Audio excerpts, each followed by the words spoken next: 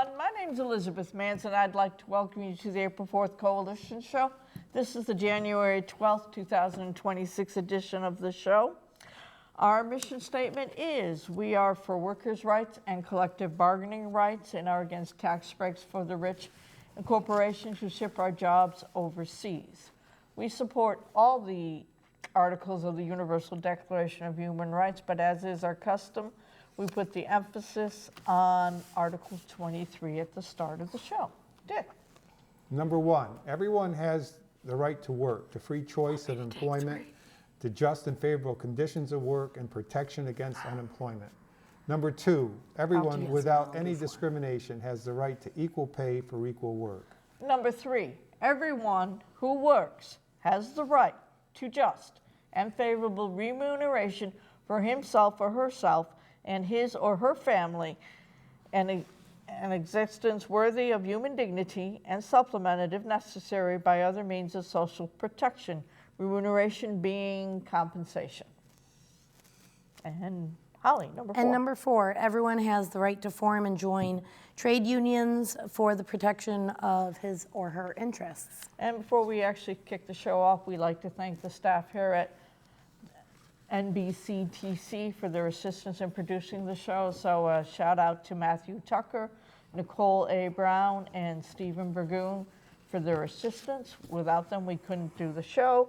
And to hopefully the program director of WMNB for airing our show on the audio portion of our shows on Fridays at 6 p.m. We hope that's still going on. Okay. So, Dick, I've been away for a month, so catch me up. We've really missed you. We've really missed you. I mean, I'm sure you've been aware of what's going on in the news. Yes. And Holly, you had a video that you thought that we should share. Did you want to introduce it? His name is Jesse Wells. He's a bluegrass singer, and he talks about protests and everything that's going on. And he just put out a song, a satirical song. It's called Join ICE, but it definitely rings in a lot to what is going on, and then we will talk about the Universal Declaration of Human Rights and everything that goes along with that. So go ahead and we'll watch that video. He released 4 albums this year and is nominated for 4 Grammy Awards. Performing Join ICE, ladies and gentlemen, Jesse Wells.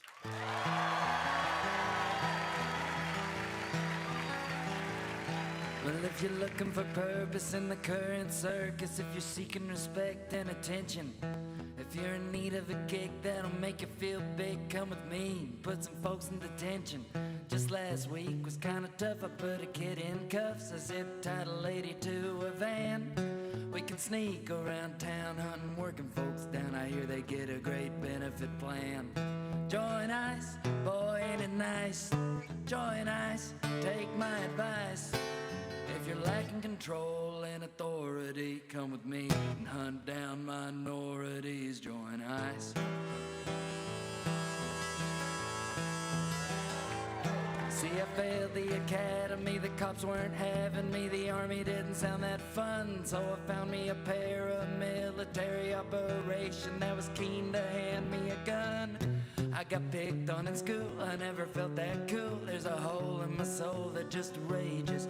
All the ladies turned me down and I felt like a clown. But will you look at me now, I'm putting folks in cages. At ICE for respect and power. Join ICE, I hear they got great hours.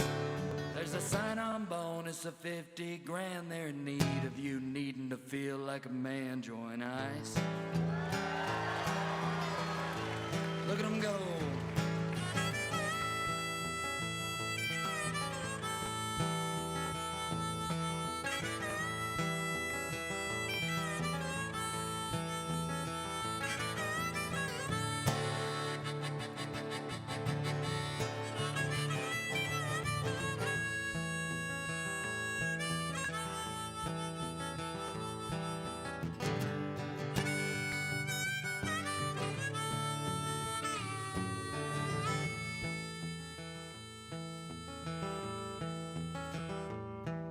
If you're looking for purpose in the current circus, if you're seeking respect and attention, if If you're in need of a gig that'll make you feel big, come with me and put some folks in detention.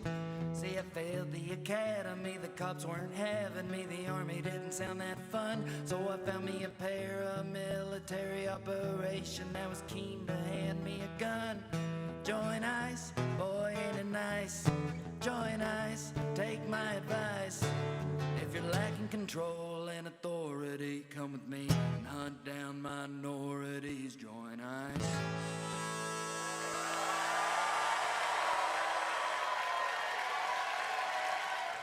Okay. Honestly, I'd already heard about the song and I knew what it was about, but I will bet you our alleged commander-in-chief thinks it's the greatest song on the earth because he'll think it's praising ICE and not knocking ICE. A satirical. A satirical. It'll go like But this. He's not making light of it, but no, he's not. I listen to that, I see what's going on, and I just keep being reminded about how much of these are being taken away. And I just, we will watch a little video, but I just wanted to just say the first few declarations. All human beings are born free and equal in dignity and rights, and they're endowed with the reason and the conscience and should act towards another with the spirit of brotherhood. Mm-hmm. And everyone is entitled to all the rights and freedoms they set forth in this declaration without distinction of any kind, such as race, color, sex, language, religion, political or other opinion, national or social origin, property, birth, or other status. Furthermore, no distinction shall be made on the basis of political, jurisdictional, or international status of this country or territory to which a person belongs, whether it be independent trust or non-self-governing, other any limitation or sovereignty. Mm-hmm. And, we won't talk about it too much, but it's really upsetting. If you're upset like me and you see what's going on, get one of these books and read it. Keep it in your purse, in your pocket, because you're going to need it. It's important, and it's important now than ever, even if you keep this and you read it to someone or show it to someone. You did that, didn't you? I did do that for over Christmas, and family members, my mother, my mother-in-law, people, friends had not known, and I went to school and college and never knew that this existed. And when we watch what goes on, I keep thinking, man, this is illegal. This is crazy. This is, every thought that you're thinking in your head silently or out loud while you're watching this, your gut feeling is correct, and everyone should have this. And it is so important. So we're just going to run a quick video that, if you don't want to listen to my voice, listen to this video about the Declaration of Human Rights. It is so important. So go ahead. Where, after all, do universal human rights begin? After World War II, it was clear that the horrors of the war should never be allowed to occur again. Founded in 1945, the United Nations sought to prevent future atrocities by affirming, in its foundational charter, faith in fundamental human rights, the dignity and worth of the human person, and a commitment to promote better standards of life in larger freedom. In the years that followed, member states of the United Nations strived to develop the human rights provisions of the Charter and capture them in a single document. It took 3 years to agree on a common vision. On the 10th of December, 1948, the General Assembly of the United Nations adopted the Universal Declaration of Human Rights as a common standard of achievement for all peoples and all nations. Still, it is the first step in a great evolutionary process. It is the first occasion on which the organised community of nations has made a declaration of human rights and fundamental freedoms. and it has the authority of the body of opinion of the United Nations as a whole. And millions of people, men and women and children all over the world, will turn for hope and guidance and inspiration to this document. While history alone can determine the historic significance of an event, it is safe to say that the declaration before us may be destined to occupy an honorable place in the procession of positive landmarks in human history. The Declaration consists of a preamble and 30 articles, with Article 1 powerfully proclaiming that all human beings are born free and equal in dignity and rights. No discrimination, right to life, liberty and security. No slavery, no torture or cruel, inhuman or degrading treatment or punishment. Equal protection of the law. No arbitrary arrest, detention or exile. Fair and public hearing. No arbitrary interference with privacy. Right to freedom of movement. Right to seek and enjoy asylum. Right to a nationality. Right to marry and to found a family. Right to property. Freedom of thought, conscience and religion. Freedom of opinion and expression. Freedom of peaceful assembly and association. Right to take part in government. Right to work. Right to rest and leisure. Right to food, clothing, housing, medical care and social services. Right to education. Right to participate in cultural life. These human rights are not country-specific. They are not a reward for good behavior or particular to a certain era or social group. They are the rights of people of every color, from every race and ethnic group, whether or not they have disabilities, citizens or migrants, no matter their sex, their class, their caste, their creed, their age, or sexual orientation. The Declaration has generated action for human rights protection in many ways. It has inspired hundreds of human rights instruments that together constitute international human rights law and a number of international bodies and mechanisms for human rights protection. The principles of the Declaration have supported the decolonization struggle and have been enshrined in the constitutions of the newly established countries which have joined the United Nations. The Declaration has inspired national and regional human rights protection systems, including legislation and institutions. And it continues to guide the work of human rights defenders and advocates worldwide. Today, the Declaration is available in more than 500 languages and dialects, and it has obtained the Guinness World Record for the most translated document in the world. The 10th of December, the day on which the Declaration was adopted, is celebrated each year as Human Rights Day. The Declaration emphasizes the relevance of human rights in our daily lives. Where, after all, do universal human rights begin?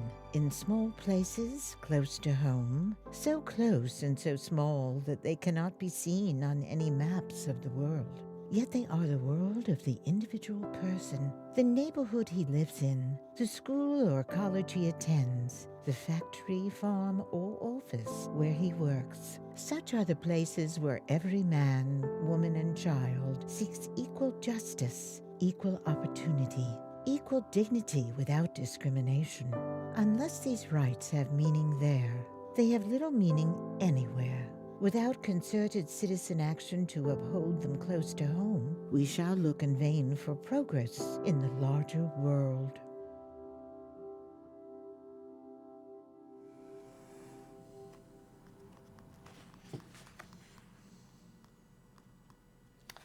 You know, I was looking through this because I'll be honest, I've known about the document, but I've never read all of it. And I was just glancing through, and the one they skipped over that drew my attention was Article 21, which they didn't really touch on this one much. And everyone has the right to take part in the government of his country, directly or through freely chosen representatives. Everyone has the right to equal access to public service in his country. The will of the people shall be the basis of the authority of government.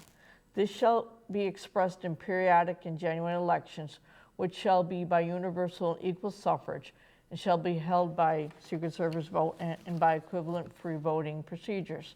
So, if government is supposed to be reflecting the will of the people, you should have the opportunity, and it is in here, to express your opinion of what the government is doing, and that's Article 19, which is everyone has the right to freedom of opinion and expression. The right includes freedom to hold opinions without interference and to seek, receive, and impart information, ideas through any media and regardless of frontiers, which are the two things you most need in a free society: the right to participate in your government and the right to think as you think. And I feel like in this lovely country and around the world, those rights are especially the ones they fear, and they're doing the most to suppress it. They're slowly dwindling away. Right. And mark my words, I don't think we're going to have an election this year. So we all need to keep this in mind. And if you watch all this and it upsets you or it stirs something in you, talk to your congressmen, write your congressmen and your local leaders, and get involved. Go to town meetings, know the people involved, so that if something does happen, we are all one together as a community. And we need to work hard together. Check on your neighbors, know the people that work at your grocery store, and help them and get close with them, because I don't want to be the bearer of bad news, but I really hope bad things don't happen. But we all need to come together, and that's why this message is so important. That's why these are so important. That's why we come here every week and talk to you folks. Because the unions keep us together, and the unions keep us strong, and the communities keep us strong. And these declarations for a long time kept us safe. And things are happening that To undermine that safety and that feeling. It's a lot. Well, Go ahead. next Monday is, I believe it's Martin Luther King Day. It is Martin Luther King Day. And when this Universal Declaration came out in 1948, there were critics from the civil rights organizations saying it didn't come out strong enough against what was going on, the Jim Crow laws that were going on in our country. We're separate but equal, the voting rights and whatever, so if you're looking for something to do in our community, next Monday, there's a celebration of Martin Luther King Day. I think Wendy Penner is getting the Peacemaker Award. She's a very active advocate for people. She's part of Greylock Together. It's a good place to go and meet people. It's a day of service. You can go and volunteer at different organizations during the day, and then we come together and there's a meal and there's a sharing, and then this award will be given. I believe it's at the Church Street Center. Yeah, it usually starts around 9 o'clock, but check your local paper, iBerkshires or whatever, to get information about it. There's one thing that, the Universal Declaration of Human Rights, they're based upon, like when Thomas Jefferson, we're celebrating the 250th anniversary of a revolution in our country. When Thomas Jefferson wrote the Declaration of Independence, he said that all men are created equal and endowed by the Creator with certain inalienable rights. And among these rights are life, liberty, and the pursuit of happiness. What the Universal Declaration of Human Rights did is they changed that all men to humans, all humans. And they expounded upon, rather than just among these rights, they list all the rights. So it's a furtherance of what that ideal that started America. This is an ideal that after World War II, we were trying to bring it to the entire world. That it became a rule-based order where there's two things for you to have a society. If you look at any religion, any social organization within the world, they're based on two fundamental things if they're functioning properly. One are the rules or the laws, and two is sacrifice. You know, meaning that your rights, you're gonna ensure that the rights that you want, you're gonna sacrifice the fact that everybody should have those rights. It's not just about me and what I can have. Right. It's about everyone enjoying these rights. Right now we're being led by a person that knows nothing of the law and knows nothing of sacrifice. True. And that's what, you know, No, that's, no, well, I'll put it this way. He wants everybody to sacrifice for him. right. He does not personally intend to No, sacrifice but that's not the anything. meaning of sacrifice is when you're giving up of yourself So- But for as a we- greater good. As we watch our leader, just Google what frontal lobe dementia is, and you might see a lot of the characteristics. The lack of swallowing, the fact that he got up in the middle of a meeting to look at a door of his ballroom, you know, or read a note out loud that was handed to him that was supposed to be read quietly. These little things is why we really need to like know these and keep a really strong head on our shoulders, because we're being led by someone that is not for the Universal Declaration of Rights and is making maybe- really bad decisions. Right. But it's not just him. There's people all over the world right, that right. are trying to take these rights away away. from people, and he's part of that crew. And we just, you know, we want to offer an alternative. And I wanted to, I know this is sort of switching gears a little bit, but, you know, these rights were developed after World War II. Well, during World War II, in Mondragon, Spain, which was being led by a dictator, by General Elisimo Francisco Franco, during that time, there was a priest in a small community, and he developed an idea based on Catholic social teaching about how to build a cooperative community and how to cooperate as a society. So let's watch a video on Mondragon and Father Jose Maria.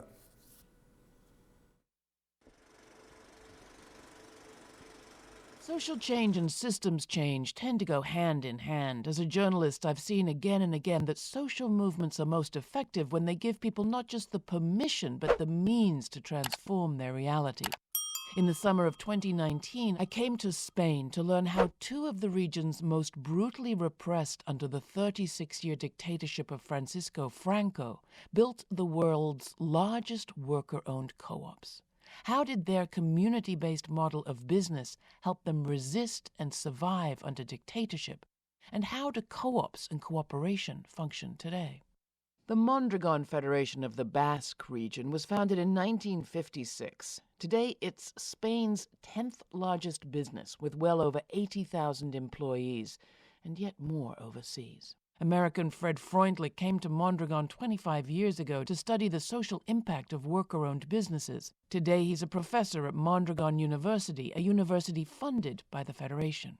In the early years, the history of Mondragon, its beginnings, go back to the period in Spain right after the Spanish Civil War, which was 1936 to 39.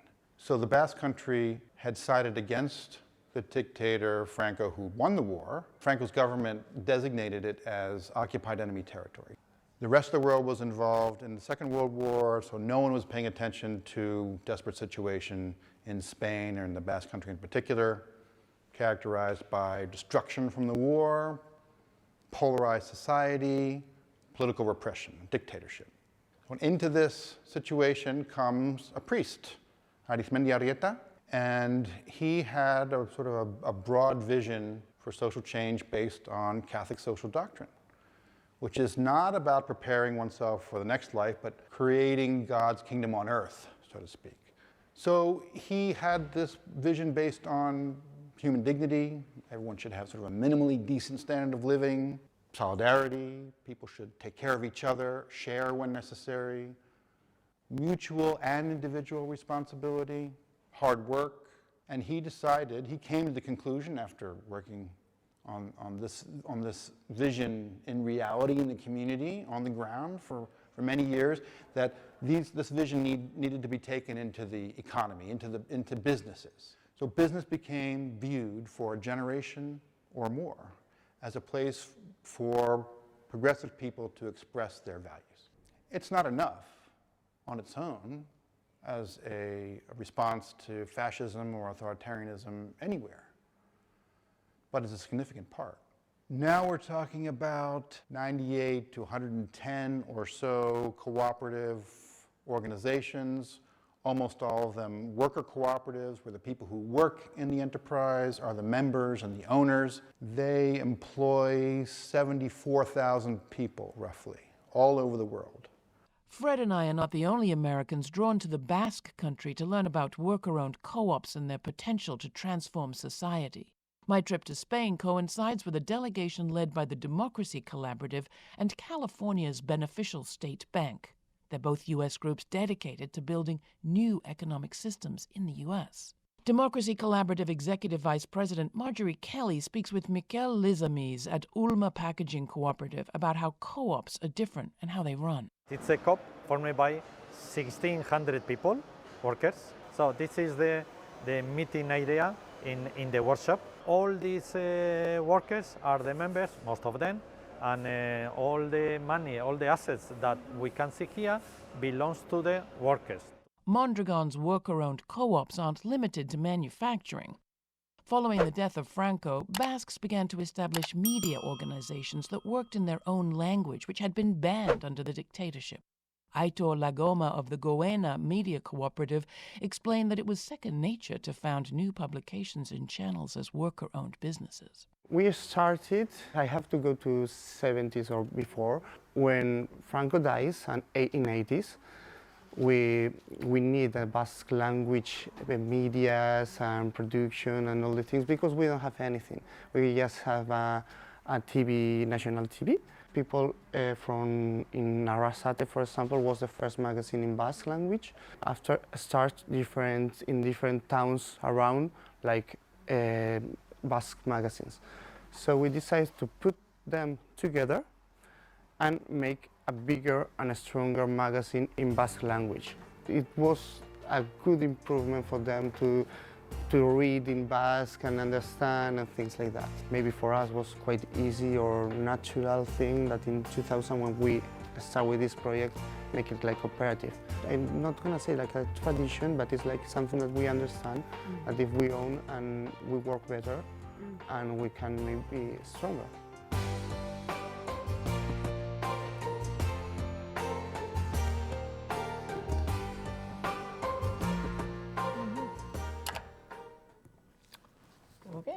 Well, it's just hard to understand, but the difference between a cooperative business and a for-profit business. A cooperative business, it does make money, but the workers, just like a town, those businesses are just like a town. If you live in a town, you get to vote for who runs the town.